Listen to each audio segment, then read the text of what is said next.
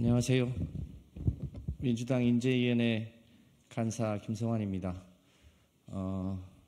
지금 시간은 우리 이현주 전 의원의 저희 민주당 복당 관련한 기자회견을 준비하고 있습니다. 관련해서 인재위 간사 입장에서 보면 광의의 인재 영입이라고도 할 수 있겠습니다. 자세한 얘기는 우리 이현주 전 의원님의 말씀을 통해서 듣도록 하겠습니다. 오늘 말씀하시고 난 직후에 복당 원서를 제출하시고 이재명 당대표 차담이 예정되어 있습니다. 이현주 의원님 모시겠습니다.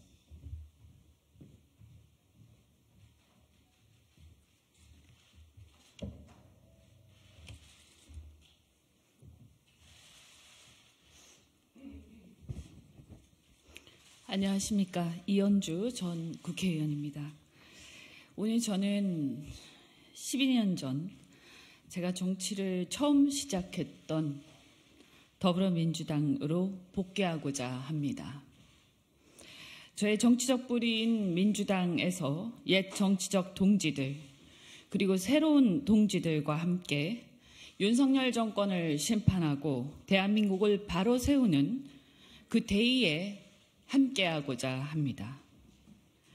모든 걸 당과 당원들에게 맡기고 함께 가겠습니다. 우선 7년 전 제가 당을 탈당한 이래 부족한 저를 잊지 않고 다시 연락을 주시고 함께 하자는 말씀을 주신 민주당의 동료 의원님들 그리고 당대표님께 깊이 감사드립니다. 더불어 저에게 우려와 함께 채찍질을 하면서 많은 비판을 아끼지 않으신 의원님들께도 감사와 감사의 말씀을 드립니다.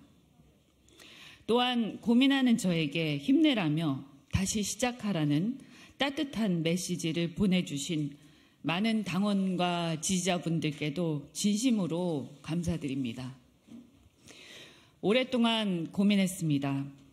너무 오래 많이 떠나왔고 너무 많은 걸 겪었기에 다시 돌아가는 게 두려웠습니다. 7년간 바깥에서 모진 풍파와 정치권의 서름을 겪으면서 저는 깨달았습니다. 정치도 사람들이 하는 것이고 혼자 하는 게 아니란 걸 깨달았습니다. 이제 저는 제 정치적 뿌리인 민주당으로 다시 돌아가 초심으로 시작하겠습니다. 글로벌 대기업 임원회 출신으로서 민주당의 중도보수 외연 확장을 위해 영입되었던 저는 당시 거물 정치인을 꺾으면서 등장해서 민주당 당원과 지지자들께 많은 기대를 한몸에 받았습니다. 그러나 전문직이자 기업인으로서의 삶과 제가 부딪힌 대한민국 정치의 현실은 너무나 달랐고 안철수 현상에 들떴던 저는 새 정치를 꿈꾸며 민주당을 탈당했습니다. 많은 당원들이 그때 저를 밤늦게까지 말렸고 어떤 동료 의원님은 저를 붙잡고 밤새 설득하셨습니다. 광야에서 힘들 때마다 저는 그분들이 생각났습니다. 엇보려니 하면서도 자존심 때문에 차마 미안하다는 말을 할 수 없었습니다. 방황하다 돌아온 지금 이제 용기를 내어 말할 수 있습니다. 제 생각이 짧았습니다. 절 기대하고 사랑해준 당원과 지지자들, 동료 의원들께 항상 미안합니다. 정치인 이현주는 나 홀로 잘나서 만들어진 게 아니라 당원과 지지자 여러분의 지지와 애정이 쌓여서 만들어진 것이었습니다. 앞으로는 더욱 성숙한 정치인으로 성장해 갈 테니 믿고 지켜봐 주시기를 부탁드립니다. 정치는 공공선 실현을 위한 일이라고 생각합니다. 제가 양당 모두 깊숙이 경험을 해보니 그래도 민주당에 부족하나마 공공선에 대한 의지, 인간에 대한 도리가 최소한 있었습니다. 물론 민주당은 때론 이상에 치우쳐 나쁜 결과를 초래하기도 하고 조급증이나 근본주의에 빠져서 이를 망치기도 하고 그래서 많은 분들이 실망하기도 할 겁니다. 하지만 그 선한 의지조차 없다면 저는 고쳤을 수도 없다고 생각합니다. 그래서 선한 의지가 있느냐 없느냐가 저는 매우 중요하다고 생각합니다. 그러니 저는 앞으로 민주당이 선한 의지만이 아니라 선한 결과까지 만들어낼 수 있는 유능한 정당이 대한민국의 유능한 정당이 될 수 있도록 제 부족한 힘이나마 보태는 것이 도리라고 생각합니다. 저는 대한민국의 시대적 과제가 상명하복의 권위주의를 청산하는 것이라고 생각합니다. 상명하복이야말로 공직자와 정치권을 국민을 위한 본연의 역할보다 권력의 줄서기에 집중하게 하는 우리 사회의 고질병입니다. 이태원 참사도 잼버리 실패도 엑스포 대망신도 오송 지하차도 참사도 그리고 해병대 박정훈 대령 항명죄 입건도 이 모두가 진실에 침묵하고 눈치로 일관하는 상명하복의 권위주의 문화 때문이라고 저는 생각합니다. 화물연대, 건설노조, 사교육, 최근의 의사증언 사태까지 이 모든 사회적 갈등이 불거질 때마다 지금의 윤석열 정권은 상대를 악마화하면서 때려잡기로 일관하지 그 문제를 해결할 생각은 별로 없어 보입니다. 문제가 해결되긴커녕 공포와 갈등은 수면 아래에서 더 심해지고 있고 언젠가는 더 크게 터질 수밖에 없습니다. 우린 지금이 문제가 아니라 대한민국의 미래가 더 문제입니다. 이러한 상명하복의 권위주의 문화는 개발 독재 시대에는 어느 정도 통했는지 모르겠습니다. 그러나 창의성과 아이디어가 중요한 선진국 경제에서는 우리 대한민국의 미래를 위해서는 그것은 아주 심각한 독이 될 거라고 저는 생각합니다.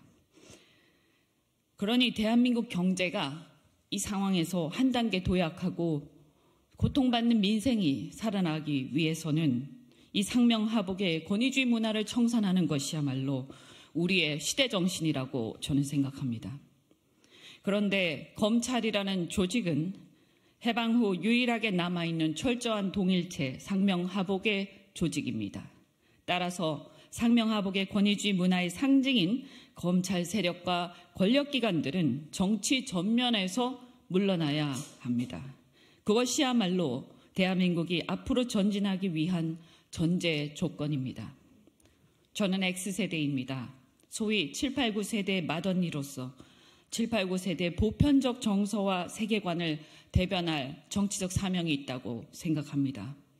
자유와 민주주의가 체득되고 개인의 개성을 존중하는 개인주의의 첫 세대로서 우리의 보편적 정서는 상명하복의 권위주의적 문화와는 대척점에 있습니다. 그래도 민주화 이후 조금씩 발전해 왔다고 자부했는데 어느 날부턴가 민주주의는 퇴행하고 경제는 미래 패러다임을 따라가지 못하고 있습니다. 더 이상 권위주의로 권력을 사유화하고 국가의 공적 시스템마저 파괴하는 것을 지켜볼 수는 없습니다. 그동안 번영을 구가해온 대한민국의 국운이 꺾이는 것을 이대로 두고 볼 수 없습니다. 적과 친구를 가르는 윤 대통령의 이분법적 세계관은 대한민국을 갈등과 진영병의 극단으로 몰아가고 있습니다. 주변 정세는 이 이분법적 세계관으로 더욱더 악화되어 우리 무역에까지 악영향을 미치고 한국 경제를 위협하고 있습니다. 국민들은 이런 윤석열 대통령의 막무가내식 의사결정 태도가 우리의 생존, 대한민국의 생존까지 이 위기의 시대에 위협하지는 않을지 나라 걱정에 뜬 눈으로 밤을 새고 있습니다. 누가 뭐래도 이번 총선의 본질은 윤석열 정권의 중간평가이자 남은 임기 3년을 얼마나 견제할지를 결정하는 선거입니다. 대통령의 거부권 남용으로 국회가 응당해야 할 특검도 국정조사도 이태원 참사 특별법 등 온 국민이 관심을 갖고 있는 쟁점 법안들도 관철시키지 못한 채 무기력해지는 것은 정상이 아닙니다. 이태원 참사, 지하차도 참사 등 대참사 앞에 책임 회피에만 급급한 나라, 젊은 해병의 죽음 앞에 진상을 규명하겠다는 의로운 박정훈 대령과 선배들을 수사 외압이나 하고 항명죄를 뒤집어 씌워서 괴롭히는 나라, 이것은 나라가 아닙니다. 국민배우로 사랑받던 이선균 씨가 공세우기, 상명하복에 눈치 보기에 급급해서 경찰이 폭력적 망신주기 수사로 그 수사를 견디지 못해 생을 마감하는 그런 나라는 우리가 생각하는 대한민국이 아닙니다. 이런 상황을 그냥 방치해서는 안 된다고 생각합니다. 민주당에 실망해서 민주당을 외면하고 국민의힘을 잠시나마 쳐다봤던 우리 국민들에게 호소합니다. 그래도 제1야당, 힘있는 야당 민주당이 아니면 누가 현실적으로 이 정권의 폭주를 멈출 수 있겠습니까? 저 이현주 현 상황을 외면하지 않겠습니다. 진짜 제3의 길은 가장 정의로운 길을 가는 거라고 생각합니다. 용기를 내어 민주당으로 다시 돌아가겠습니다. 힘있는 야당 민주당과 이 무도한 윤석열 정권을 심판하는 그 길에 많은 국민들이 저와 함께 하기를 바랍니다. 저와 함께 돌아갑시다. 고맙습니다.